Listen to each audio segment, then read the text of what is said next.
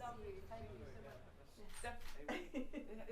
Have you got it hanging? This is the Dickens Fellowship Presidential Medal, and so you become a president for 2 years. Mark has done it before. I've done it before. before. Yes. The president of the Dickens Fellowship. It was the fellowship that founded the museum originally, and in fact, when the fellowship formed in 1902, one of its some of the items that relate to her. So we have some. In fact, her engagement ring was made at Church. It's a snake. Yes, it is a snake. So the Victorian symbol of journalist and all of these things. So this is one of our special exhibition rooms. We have several in the museum, and I'll present to you Leah Roth, who's our operations manager. And It's absolutely fantastic. Yeah. Thoroughly enjoyable. Yeah, but there's nothing like Dickens. I wouldn't say I wouldn't go that far. you have your cribs expanded. Yeah. Since you last visited, which was of course the bicentennial in 2016. The very first thing I ever saw in the theatre was a Christmas Carol when I was 6 years old. Scared them. Much like Dickens himself with the satire. And you can see it's very faint, so this is a preparatory drawing, his first time getting his ideas on paper. And yet we can recognise Scrooge instantly, can't we? Despite the adaptations, Dickens's words really conjure up. And may I introduce you to Sandra Lyons Timbrell, the chair of our board of trustees. Hello. Lovely to meet you.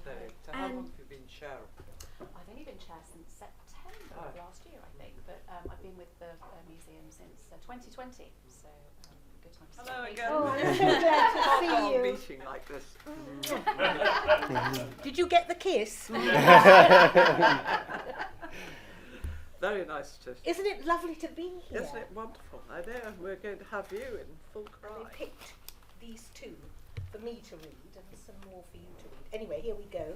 This was written in 1863, which was 7 years before he died. I'm just showing my knowledge. a little bit.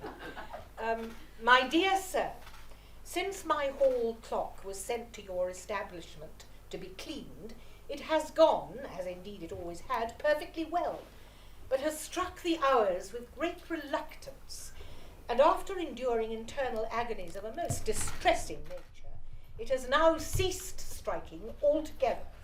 With whom the clock can confer, I think it may have something on its works that it would be glad to make a clean breast of. Faithfully yours, Charles Dickens. For the sergeant to be put on his horse at his own residence, and for us to mount at the place where the animals live. It was Christmas time, and he had been out in the town, so to speak, when he wrote this letter to his friend. Be punctual and don't place too much reliance on our excellent friend Warburton. I arrived home at 1 o'clock this morning, dead drunk, and was put to bed by my loving missus. We're just going to Chapman's sister's quadrille party, for which you may imagine I feel remarkably disposed. Good to know. No, sadly not. But no, his dramatic readings were something else, and he could fill huge halls at James's Hall, 10,000 people. Before, today you've got everyone radio mic'd for performances in our theatre. Did he have a very good voice, like he used to? He Yeah. worked Extremely well. We all love you. You should know that. I feel much better for knowing it. More interesting it becomes, so I Now stay you become because a I Dickens expert. Not really, but certainly you keep, there's so much Must to be a really learn. lovely thing to do. And this is Oliver. Great grandson. But you're an actor. I am indeed. Yeah. I'm the only one in the family that's trained. Yes. I trained at Lambda, yes. Oh, yeah. Yes. Have you got, what's your favourite? I have to say A Christmas Carol because when I was very, very young, I watched a Muppets Christmas Carol.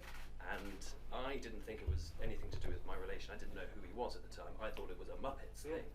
And it wasn't until much embarrassingly later that I realised that actually Dickens himself had wrote it.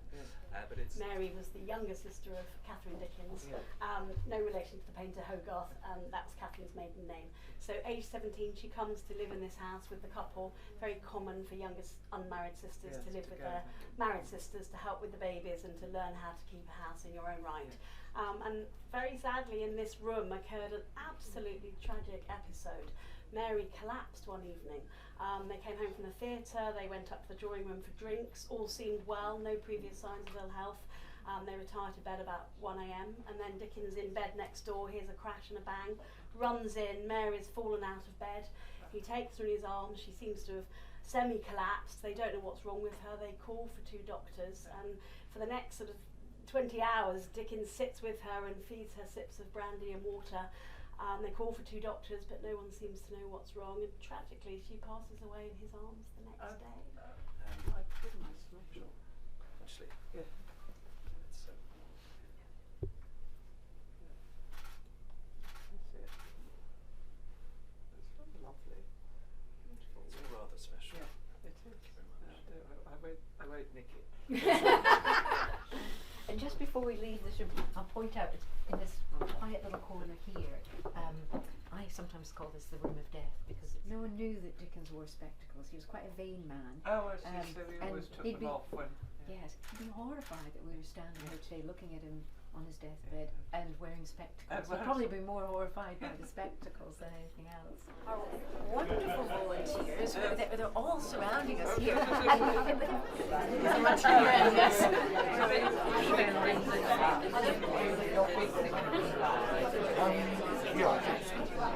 I come here every Sunday to avoid church. Oh, right. You come here and do you take people, right? Yes, we take you around, sit in the rooms. We have lots of Comes along with something new. Yes. come on Sunday. Yes, certainly. Yes, we'll give you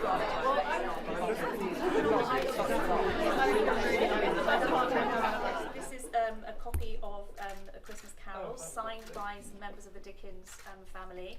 And we have Kathy, who's one of our garden volunteers, who has a good geranium for you. Oh, Dickens goodness. geranium. It's come from God. No, I'm afraid not. Oh, it would be brilliant to take the cutting and put it. This is, as you know, my second visit, and I can't get over how it. I can't remember how long ago it was I came the first time, but it's filled up so much since then. I mean, you've obviously acquired a lot more objects, sort of Dickensian objects, and I think it's absolutely wonderful. And I just wish I had more time to see more, but as always, I'm always rushed through these things. But perhaps We'll come again. Oh, thank you so much. perhaps I could slip back privately and have a quiet talk. Please do. Anyway, thank you all Marvellous, very thank much. you. Thank Very much. Where are we? I'll come on the other side. Thank you so much. There we are. I've just had time, but I put it over. What are we supposed to do? Smile. Don't smile. I want to Am give I you a allowed? present. Oh my Now God. this is the other one. Yes, This is Jane Austen. it's living. And you'll enjoy that. Your Majesty will enjoy that. Janet Todd. Yes, somebody I was at Cambridge with, and she's a specialist on it. Thank you very much. Because one has to include the others. you Yeah, know. of course you have. He's actually proved that 10 minutes of reading a day reduces stress by 20%.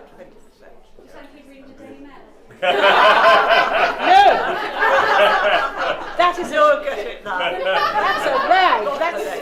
That's for the loo. Anyway, on that interesting thing, I shall leave you. But it is absolutely true. Fabulous.